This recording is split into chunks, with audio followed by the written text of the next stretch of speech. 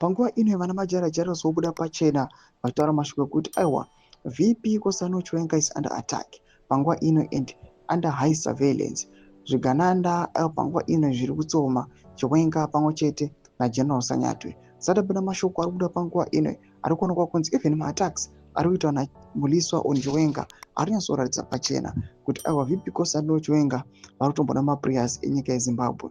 Saka pana mashoko amuda aitwa panguva ino ina majara jaros don't subscribe or like on the bell icon. Majara just samdanyira chiti mnangagwa's left a parallel administration in charge to oversee the running of the government with Kimbo Mohadi acting as president. AD is taking no chances and his hitmen boys are keeping an eye on Chiwenga and Sanyatwe. Recently, Chiwenga has been having a barrage of attacks from Muliswa. Ndio mashkwata kwa para mchara jara sajit aiwa tichiona Mohadi achisiwa as the acting president. They are shocked apana Mohadi zvangamboita. Edi Mohadi aiwa anyanzozikanwa kuti haana any ambitions. Anongori a person who is just being used.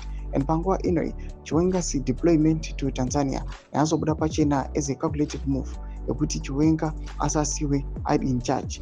Anything can happen under Chiwenga. Panguva inoi President Idi Mnangagwa is trying to consolidate his power. Panguva inoi ndarambira chiti Chiwenga and Sanyatwe aiwa panguva inoi vari under high surveillance. Panguva inoi all their moves they are being watched. And panguva inoi ma-attacks ari kuitwa again on Chiwenga na Muliswa anyatsobuda pachena kuti these guys panguva inoi aiwa vari panguva yakaoma. Imbodze mafunguro enyu motikudipa pamusoro pechitiko ichi.